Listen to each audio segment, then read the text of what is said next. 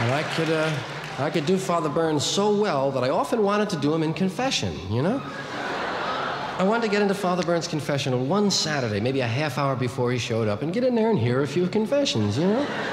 Because I knew, according to my faith and religion, that if anyone came in there and really thought I was Father Burn, and really wanted to be forgiven, and performed the penance I had assigned, they would have been forgiven, man.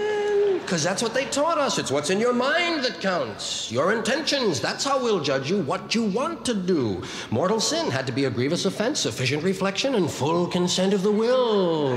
You had to wanna.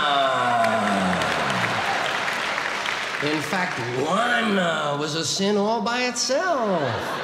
Thou shalt not wanna. If you woke up in the morning and you said, I'm going down to 42nd Street and commit a mortal sin, save your car fare. You did it, man.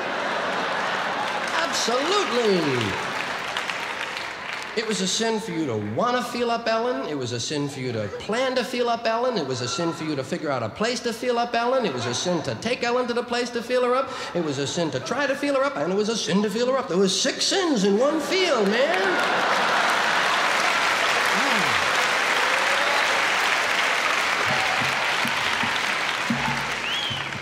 But confession had there was another aspect to confession for me. Our neighborhood was right between Columbia University and Harlem, Juilliard School of Music, Grant's Tomb, 2 seminaries, Jewish Theological and Union Theological Seminary. I said Harlem was there. And then to the north, a Puerto Rican and Cuban section. And as Puerto Ricans began to move into our neighborhood, the diocese, in a rare display of tokenism in the early 50s, sent one Spanish priest, Father Rivera, to hear Spanish confessions. And all the Irish guys that were heavily into puberty would go to confession to Father Rivera, because he didn't seem to understand the sins, you know? Or at least he didn't take them personally, you know? It wasn't an affront to him. He was no big theological harangue. He didn't chew you out. He was known as a light penance. In and out, 3 Hail Marys, you're back on the street with Father Rivera, man. Boom, right? Boom. You could see the line move. That's how fast he was working, right?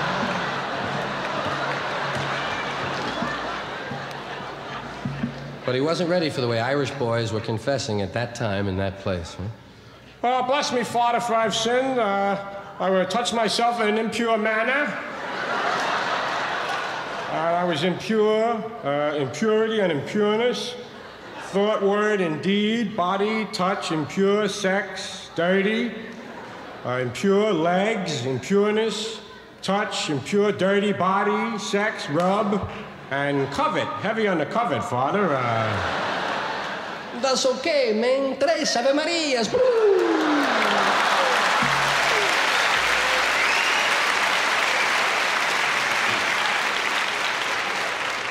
You'd be home in 5 minutes, you know? The Irish priest, on the other hand, nice guy, but first of all, he recognized your voice, because you'd grown up there, right? He knew everyone. What'd you do that for, George? Oh, God, he knows, man. And the Irish priests were always heavily into penance and punishment, you know? They'd give you a couple of novenas to do, 9 First Fridays, 5 First Saturdays, Stations of the Cross, a trip to Lourdes. Wow. That was one of the things that bothered me a little about my religion, was that conflict between pain and pleasure, you know? Because they were always pushing for pain, and you were always pulling for pleasure, man. You know. Yeah.